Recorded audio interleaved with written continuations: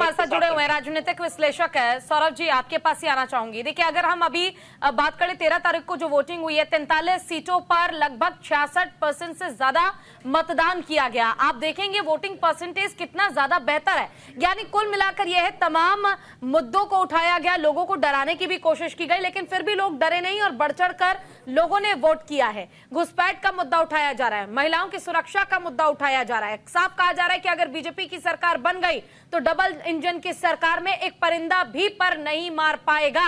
आदिवासियों के मुद्दों को भी उठाया गया बीजेपी की ओर से, लेकिन कहा यह गया कि उनकी जनसंख्या को कम किया जा रहा है। क्या ये तमाम मुद्दे ही प्रभावी हो रहे हैं कि अब झारखंड की जनता भी सजग हो चुकी है, उन्हें भी मालूम है कि बदलाव अब जरूरी है, या फिर झारखंड के विकास के लिए मतदान बहुत जरूरी है करना? देखिए, मतदान तो बिल्कुल जरूरी है और मतदान की जो प्रक्रिया है उसमें जो वहाँ के लोग हैं वो बढ़ चढ़ करके भाग ले रहे हैं, वो महापर्व के तौर पर जो है। और झारखंड एक ऐसा प्रदेश है जो हिंदुस्तान के अंदर जब भी चुनाव होते हैं तो सबसे ज्यादा अगर वोट प्रतिशत देखा जाता है तो वो झारखंड के अंदर ही देखा जाता है जी। तो इस बार भी हमें देखने को मिला कि जो वहाँ की जनता है वो अपने अधिकारों के लिए बढ़ चढ़ करके वहाँ वोट करने आई थी पहले चरण में। दूसरे चरण में भी आप ये मान करके चलिए कि बहुत अच्छी खासी वहां पर वोटिंग होने वाली है। देखिए, एक बात तो तय है कि ये जो झारखंड प्रदेश है ये आबादी का जो असंतुलन है उससे तो जूझ रहा है, और जो वहाँ की जनजाति है, जो वहाँ की आदिवासी है, जो भगवान बिरसा मुंडा की जो जमीन है, जो वहाँ के मूल निवासी हैं, उनको कहीं ना कहीं जो है ये घुसपैठिए जो है, घुसपैठिए झारखंड के अंदर लगातार जो आ रहे हैं उसका उनको नुकसान हो रहा है। मैं इसलिए कह रहा हूं कि ये लगातार जो है आपको आंकड़ों में भी देखने को मिलेगा।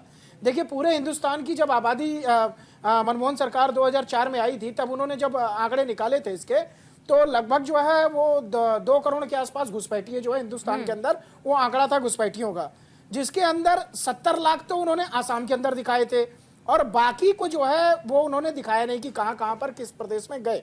और जब झारखंड की हम तुलना करते हैं, झारखंड का हम देखते हैं राज्य स्तरीय पे उस पे, तो सबसे ज्यादा झारखंड के अंदर जो है वो यहाँ पर देखने को मिलता है कि घुसपैठिए जो प्रवेश किए वो झारखंड के अंदर आए। अब वर्तमान में जब भारतीय जनता पार्टी, प्रधानमंत्री नरेंद्र मोदी की सरकार आती है, उसके बाद से जो आसाम के मुख्यमंत्री हेमंत बिस्वा शर्मा है, उन्होंने तो एक नियम लागू किया कि जो आसाम के अंदर घुसपैठिए हैं वो तत्काल जो है ये यहाँ पर अपना या तो रजिस्ट्रेशन कराएं और या फिर जो है उनके खिलाफ जो है रिपोर्ट करके उनको बाहर काम कर, एनआरसी ला करके, सीए ला करके उनको बाहर करने का काम किया जाएगा जो घुसपैठिए हैं। तो वो घुसपैठिए वहां से निकल करके कहाँ चले जाते हैं? जो 70 लाख की संख्या में थे वो चले जाते हैं बंगाल चले जाते हैं या फिर झारखंड आ जाते हैं। देखिए, झारखंड में आदिवासी जो है, जो वहां के मूल निवासी हैं, उनकी संख्या लगातार घट रही है और जो घुसपैठिए हैं उनकी संख्या बढ़ रही है। एक विशेष वर्ग है जिसकी संख्या बढ़ रही है।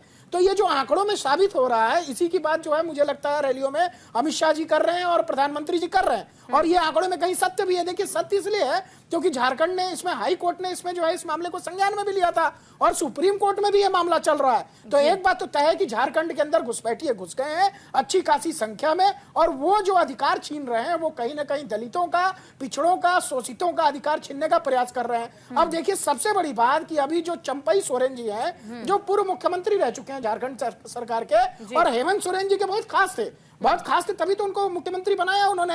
अब जब वो अलग हुए, वो कहते हैं कि मेरे को जो है पार्टी के अंदर सम्मान नहीं दिया गया, मेरी जो है वहां पर जो है आपत्तिजनक मेरे बारे में टिप्पणियां की गई, इसलिए मैं पार्टी छोड़ रहा हूं। चलिए, उन्होंने पार्टी छोड़ दी। जब वो पार्टी छोड़ दी तो उनका बयान क्या आता है कि ये जो यहाँ पर घुसपैठिए घुस रहे हैं, इसमें हेमंत सोरेन की जो सरकार है, उनके कार्यकर्ता, उनके नेता, उनके मंत्री लगातार शामिल हैं। ये बाकायदे पूर्व मुख्यमंत्री का बयान है और ये संवैधानिक पद पे रहता हुए बयान है। तो इस बात की गंभीरता को हमें समझना चाहिए, पहली बात। दूसरी बात, भ्रष्टाचार को लेके आइए। झारखंड में देखिए, एक मंत्री के यहाँ से 300 करोड़, मतलब 27 मशीनें लगी थी और 27 मशीनें नोट गिनते गिनते थक गई थी। बिल्कुल। और उसके बाद भी जो है 300 करोड़ के घोटाले के बाद जो है वो पकड़ा गया पैसा, उसके ठीक कुछ महीने बाद एक और 35 करोड़ मिलता है। एक मंत्री थे उनके पीए साहब के यहाँ से। तो इस तरह से लगातार जो इतनी बड़ी बड़ी रकम, जिसको देख करके जो है जनता की जो पैसों की गाड़ी कमाई है, ये कोई विदेश से हवा में पैसा नहीं आ रहा है, ये इसी देश की जनता, आदिवासी जनता, जो झारखंड की जनता है, जो केंद्र सरकार से उसको पैसा जा रहा है वहां उसके काज के लिए, जो है उसके कार्यों के लिए, उस पैसे की गाढ़ी कमाई को ये मंत्री अकेले 300 करोड़ दबा ले रहे हैं। पैंतीस यानी 40 करोड़ मुद्दे ये हैं बना ले रहा है। कई ऐसे मुद्दे जो लाडकी बहीण माझी लाडका युवा सगळ्यांपुढे आपुला शेतकरी हवा